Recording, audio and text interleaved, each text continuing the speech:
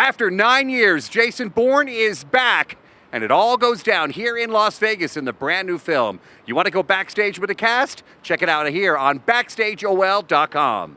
Hey, it is great to see you again, my friend. You too, man. I am so excited to talk to you about this movie.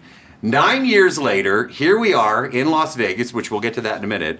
But, you know, here we are again. How does it feel to jump back in the saddle? It's great, man. I love this character so much, and I'm really grateful. I mean, this character changed my whole life, my whole career, and you know, to finally be, you know, we didn't have a story for years. We didn't know, you know, what it would be about, and we didn't want to force it. Like, you know, the people who work on this franchise love it just as much as everyone else, and we didn't want to mess it up. So it took us a minute. But we're here. That's the main thing. Yeah. Why do you think Jason Bourne connects so much, you know, with fans, moviegoers, critics alike? I mean, I posted that I was coming to the premiere a couple of days ago. People were like, dude, I can't wait for this movie. Everything was positive. Why do you think that character connects so well? You know, the first time I ever, you know, had a meeting about this movie was with Doug Liman, the first director he directed The Bourne Identity. And Doug said to me, he said, I don't relate to James Bond. He goes, he's this English guy with 1960s values. Like, he goes, I think there's room for an American spy. Like, we need our secret agent and somebody who's us, who we relate to. And literally that was his insight, and that was his vision that kind of kicked the whole thing off. And I think what it is ultimately is, like, we relate to the guy. He's us, and you know, and so we follow him on these adventures.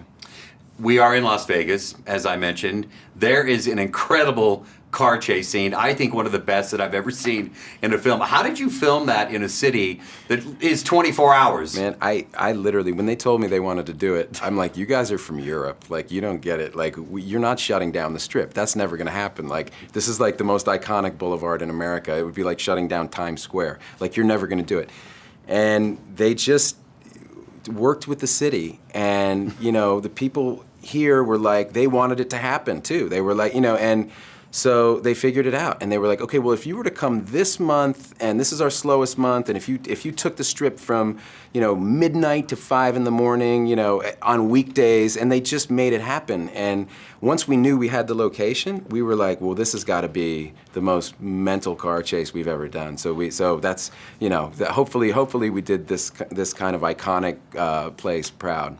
I have to ask you this. You're one of the most well-liked guys in Hollywood, even amongst journalists, people that talk to you, including myself, just look forward to talking with you. You're just thanks, a nice man. guy. Thank you. I mean, everybody loves you, well, except for one guy, but Kimmel. Yeah, well. But yeah, but he's an idiot. I mean, let's be fair. Okay, Yeah. right on. I have a lot of friends that work with him. But what's your secret to just keeping it? We don't hear anything about you, Matt. You're just an average guy. I mean, nothing. What is your secret? I don't have a secret or any. I just look. I feel really lucky and really blessed to have the life that I have. I really, you know, I get to do this because people go buy movie tickets, and if they stop, then I'm out of a job, and that's just a fact. And so every time I make a movie and people go see it, like, I'm just really grateful because I love what I do. I really love what I do.